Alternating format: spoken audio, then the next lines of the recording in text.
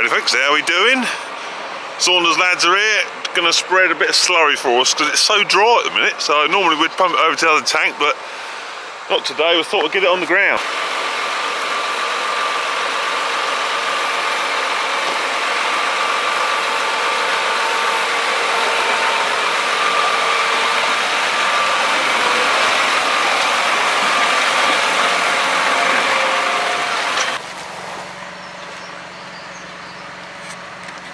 Yeah, see, normally this time of year, what's the date? Ooh, 25th, 26th of Feb, something like that. Still be too wet out in the fields to go and spread, so you can quite see. Look, this is our other storage tank that we pump into, lot. And normally, sort of Charlie would come and he'd top it up. You can see just roughly where the bottom of the dampness is there. That'll be the top of the where the slurry is in there, so we'd normally top that up, but since it's so dry we might as well get it on the field, like, you know. So that's why the boys are here with the dribble bar, you know, the pump and dribble bar to put it on. So what we'll do, we'll put some of this fairly soon on some of our other ground that you can't umbilical because it's too far away. So yeah, we'll soon have the high spec out with the old Slurry quick dribble bar, and be making some smell of our own. So anyway, I've got to get the suction pipe off because we got one here. It saves them bringing one over because they're not the easiest things to transport about, like. So we'll get this off, get them pumping. Big old 310R on the pump. Charlie's looking at me now. You might struggle.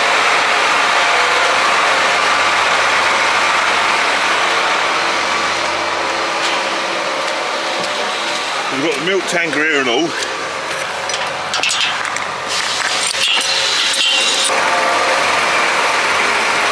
at that.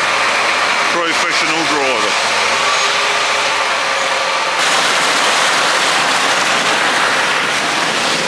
Pressure behind her. She's about, well, I'll have a look in a sec, 1.5 foot on the top, 2 foot, fair bit of head on her.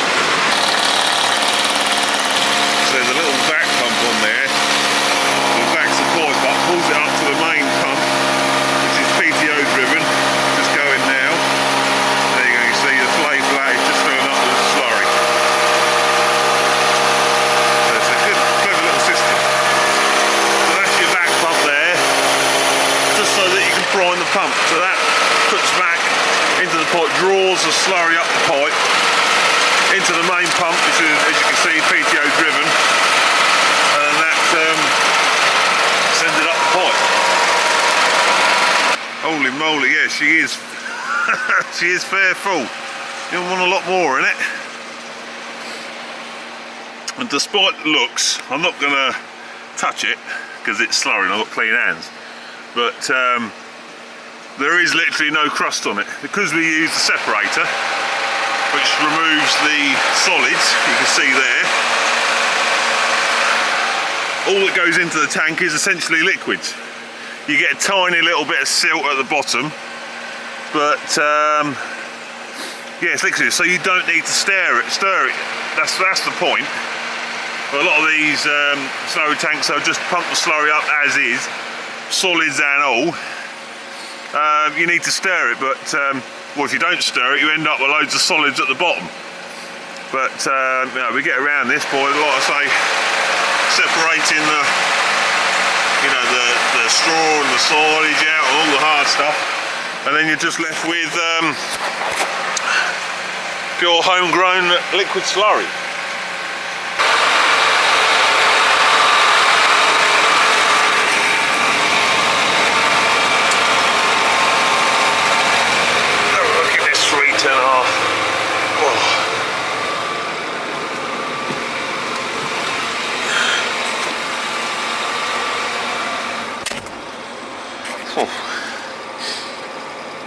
One thing you can say about these John Deere's is the seat is so comfy on them. Oh, they really are comfy. They really are comfy.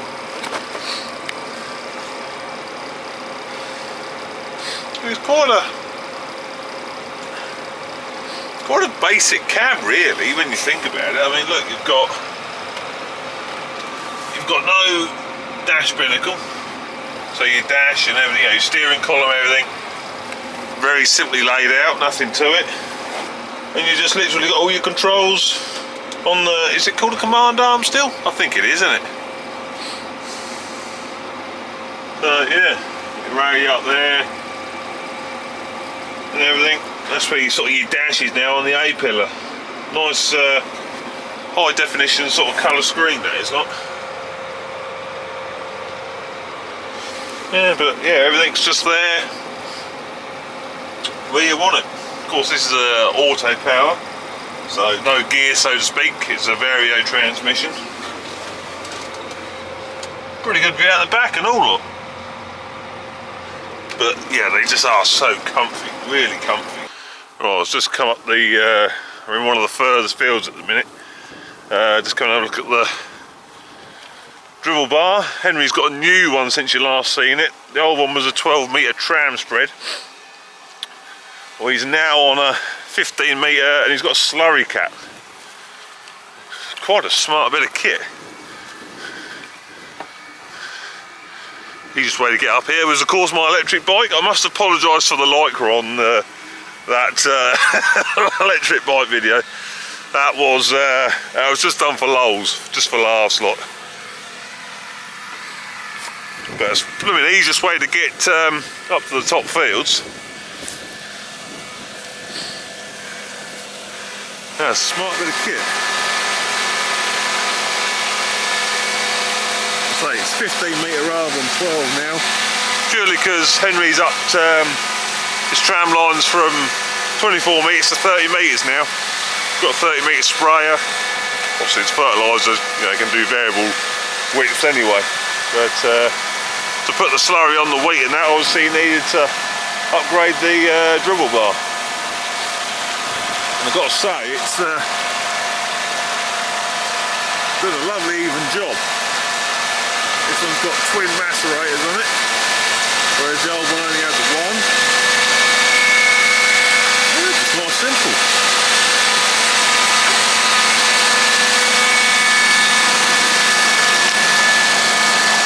Put it on the 155R, which is auto power as well. Got a big front reeler on it as well, which is that carries 1,000 metres of pipe. So, blimey, when I had the 600, remember the one I had when I was there? That was a 600-metre one, and that was heavy enough. But yeah, 1,000 metres on that reeler. So basically, Jack has done this side of the field now. He's gone as far as you get. You know, you can't really get in the corners too well with them. So. Basically what you do, you work the one side of the field out, then he's going to drive, as you can see now, he's driving 90 degrees to the direction he's worked the field to drag the pipe back over that other side, then he'll work the other half of the field out. Kind of tricky to explain, but if you really want to know how it's done, have a look at one of my old videos. I did explain it when I was doing the job. I may even put it at the end of the video in one of the end screens, if you really want to know how you do the layout and everything, because it is a bit, you know, it's not simple. It's not like you come in here with a sprayer and just go up and down. You have to think about what you're doing, because of course you've got this pipe here. You don't want to, you know, put this, you know, twist the pipe in a knot or anything like that, because that's just hard work. Quite a few things have changed now at Henry's, you know, since I was there, which was 3 years ago. I don't think how long I've been on the farm now. Is it 3 or 4 years? 3 years, I think. But you know, we had I suppose a mainly Fendt fleet. We had the fast track as well, obviously. But there's only one Fendt left now, I think the 724. The rest are all dark green, all Deeres now. Obviously you've seen the 7310R. I think there's a few 155s. That little 130, that was at the end my stint with Henry's. We had that 6130R, that was a good little loader tractor. But yeah, it's all gone. Basically the last fent, when that's ready to be changed, that'll go green, dark green as well, I should think. So yeah, you know, I think Deere are sort of really back in the game, like, you know. I remember when I started with Henry's, they had that was it a 190, and that was, not being funny, that was a poor piece of kit, it really was. But then we had a 175 on demo. That was a completely different tractor, a lot better. Like this latest crop, I think they're pretty top notch, like, they really are. So what Jack's going to do, you see, he's dragged the pipe all the way back over to that side, so that now the sort of the end of his pipe is back into the middle of the field. See what I'm saying? So he's going to come back here now, and then he'll nip down probably where he's, you know, where he's already spread, nip down there quick, and then he'll turn around and he'll come up on a fresh bit, and then sort of work that bit out, lot. So that's how you do it. And you can't not, you know, you have to spread it, you have to keep the slurry coming out, because if you turn it off and move about, you just twist the pipe. So you have to keep, you know, when you're sort of done that one side, you can't just sort of switch the slurry off and then come up here. You have to sort of give it that double dose, because you can't move about with the pipes empty, because what I say, you just twist them. They have to be full of slurry, lot. See, there you go. Yeah, he's going to turn down this bit where he's already been, I should think. Yeah, he's just engaging his auto steer, and he'll jingle down there, then he'll come back up and work this bit that he hasn't done. So yeah, this is one of our silage fields, so we'll leave this to go to silage, and then yeah, once we've taken a cut off it and it's come back again, we will then we'll graze it, like. So the way things stand at the minute, grass keeps growing and it stays sort of as well. We're going to need a bit of rain, but you know, the cows ain't going to be that long before they're out. You know, don't want to let the grass get too far ahead of them, like. So, and where are we? Sort of back end of February now. Another thing you can do with this slurry cat is, as you can see, when you're turning there, you can shut your inside sections down so you don't really overdose, which obviously, you know, them pipes aren't sort of, as you're turning, they really don't move a lot, so you can really sort of overdose there. There you go, they're back on now. So another sort of clever little system. Now, if you remember a couple of videos ago, I asked you a question: how much did my Ford TW25 make with a straight through exhaust on the charity dyno day? If you got the answer right, you win with a chance of winning that Olight Seeker 3 Pro torch. Really nice torch, and worth a few quid as well. So I'm going to do the draw this week, so you'll probably be looking at the weekend. I'll do a little video saying who's won. I'll do a little draw, and yeah, we'll find out who's won that. Nice little, like I say, nice little torch it is. Very nice little torch. So he's getting down now. 11 bolts down on the bottom ring. Went too much more to go, and we're getting, well, I think it is actually milking time now, but you know, it is what it is. Yeah, we can't milk because that's where the cows come out and go into the parlour there, so they'll have to wait a little bit longer till we're finished pumping, but yeah, we're getting there. We are getting there. What we've done, Rich is just on the little tractor squidging the slurry out the pipe, and we'll drag this out the aisle with a little tractor They can be reeled up then. Just getting rid of all the liquid, that'll weigh less.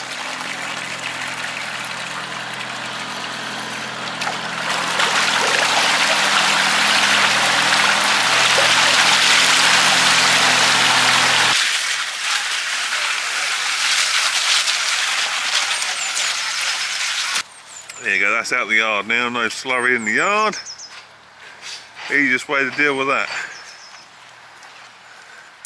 So the boys all got done, pumped over 600 cube, which is 600,000 litres of slurry. It's given us plenty of room in the main tank now. So, which is good. Normally, like I say, that tank would be pumped into our spare tank, our overflow tank, so to speak, and topped up. But too good an opportunity to ignore, so it's gone out on the field. Like I say, we'll probably get the tanker on at some point and start emptying the other one. So yeah, there's Reggie boy. You're a lovely little chap, ain't you, Reg? Yes, you're a nice chap. You're a good boy, ain't you? Yeah. Yeah, he's not very big, but he's solid. Solid, ain't you, mate? Big solid chap, ain't you? Yes. Anyway, I hope you enjoyed that little vid. And yeah, well, I've been meaning to give you a little update. Fast track. People can ask me, how is the fast track doing? How is the JCB fast track doing? I've got to ring them up because I know they started it, but I'm waiting to.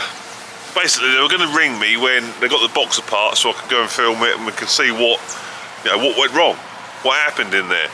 But I've still not had the call yet, so I'm going to just chase them up and see what's happening with it. And as soon as I, get something filmed, I'll, obviously share it with you guys, because some of you are just as keen to find out what happened in that gearbox as I am. So, so yeah, that's where we are with the fast track. Not very far forward, but. We'll get there with it, we'll get there. Anyway, I hope you enjoyed that little vid. I will see you on the next one. Won't be Reg? Oh, Reg is gone. Anyway, ta-ta.